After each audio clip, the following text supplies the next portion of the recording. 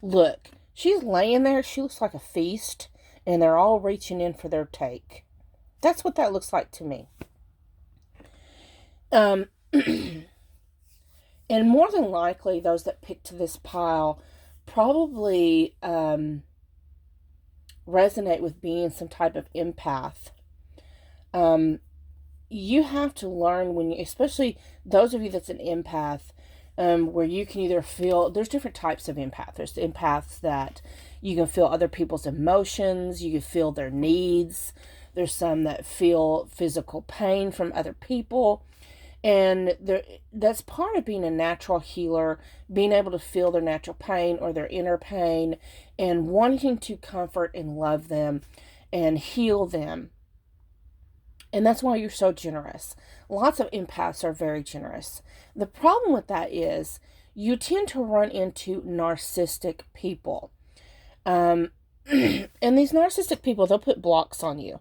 They're like, they want to gobble up all that energy inside of that block for themselves. Um, because they see you as the pearl that you are. Unfortunately, they will suck you dry until you're nothing but a dry desert. When they're done with you, you're left broken and hurt.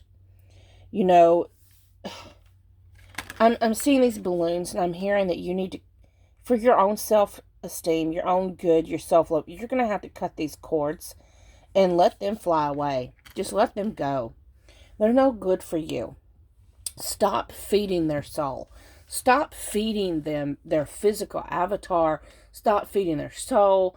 Stop giving and letting them take and take and take. You need to realize that you are worthy of loving yourself.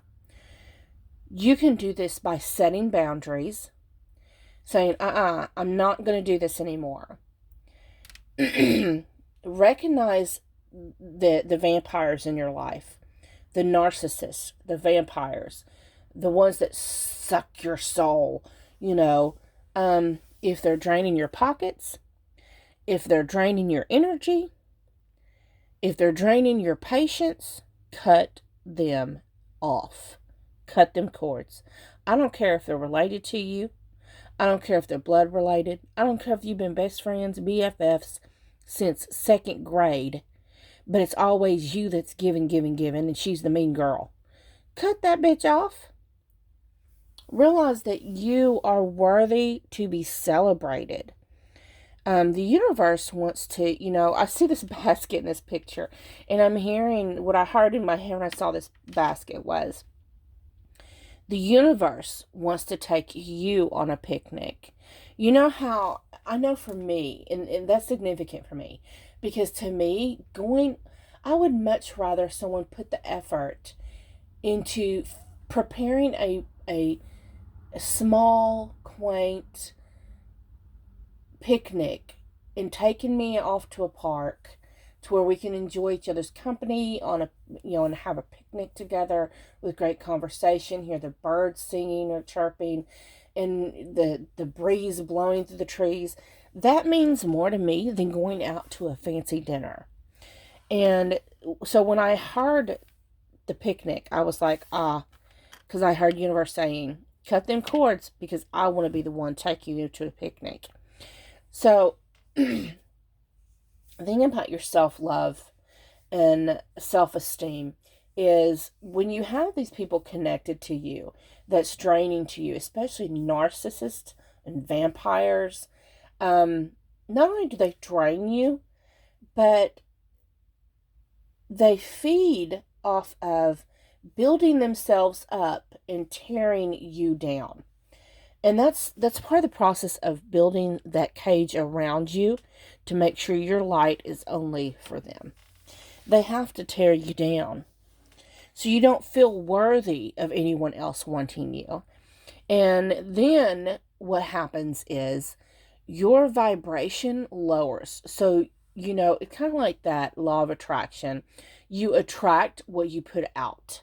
So if they tear you down to where you feel worthless, to where you feel sad and depressed, you keep attracting those things that make you sad and depressed. So you got to cut those cords. I know for me, I have actually went through this. And I know for me, my way of building up my self-esteem was I went back to college. And I the more my professors praised me, the more I perked back into life. And I'm so grateful for that. Another thing I did was I concentrated on being a mother to my daughter Michaela. And my self-esteem now is is amazing as far as self-love in that retrospect. There are issues with my physical self that I'm not happy with, as I mentioned in part 2. But mentally, spiritually, I know, like my daughter, I look back and I'm just like, yes, I did it right. Yes. Because she's so amazing. Um, I'm just bringing those instances up so you know there are things that you can focus your attention on that's not these draining people. And it's okay to set boundaries, and you need to do so. Let's look at your crystal card, the Tektite. What it is, Tektite describes any natural glass formed as the result of meteor impacts with our blue planet. Modern science deems the stones terrestrial in composition, but believers in ancient in ancient astronauts have other theories. Who needs it? I hail from a star in Orion's belt, people. Those currently overburdened by resentments. So that tells me you could be having a lot of resentment that's starting to build up because of these people that take advantage of you. And I love that saying, I hail from a star in Orion's belt, because if you've seen a lot of my videos, you know that I do believe in star seeds. Where to put it, on your UFO landing pad or beside your meditation cushion, either way, it's the same thing. When to use it. When gravity feels extra heavy and it's time to initiate launch sequence and blast off. You know, when you're sad or depressed, when you're bored with Earth life and want to expand your intergalactic horizons. Raise, let's start that again. Raise your vibration. Tell them vampires, you ain't wanted here. Go away. Get your magic wand and say, get the hell away from me. I love this, y'all.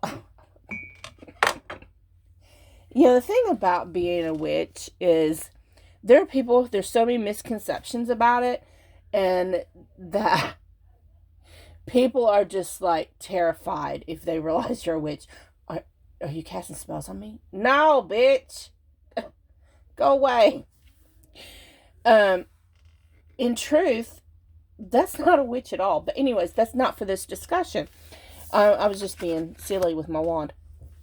But for those of you for self-love and self-esteem, your biggest thing, the biggest step you need to take is to cut them cords. Also, those of you that's not meditating, start meditating. You don't have to, if it helps, you can find binaural beats or frequencies on YouTube. You don't have to do it for very long. You slowly build up your length. I mean, it's not about how long you do it. Just get yourself a quiet place in a comfortable position. And you try to clear your mind. But here's the thing. The misconception about meditation is people think you have to, oh my God, I can't clear my mind. My mind don't shut off.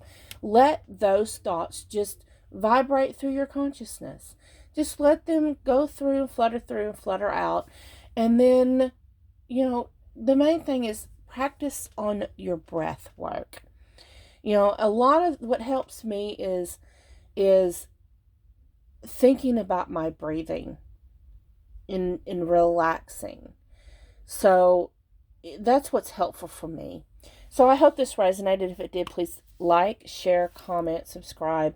And please, if you have any more suggestions for growth, self growth, um, pick a card reading topics for um, something that's not love related that y'all would like to see, that would be great. I'm still going to do the love pick a cards.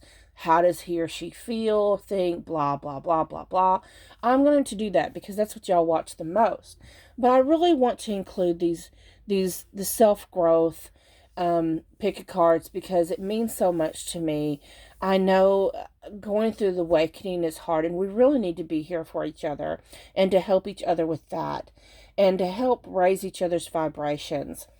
Um, Also, if you have work and mission that you're doing on in this lifetime on this planet, and maybe you resonate as a star seed and you know your path, your quest, share your feedback, your information down in the comments. I love reading those. But anyways, thank you so much for watching, and I hope to have you next time. If you haven't subscribed, please subscribe. Thanks. Bye-bye.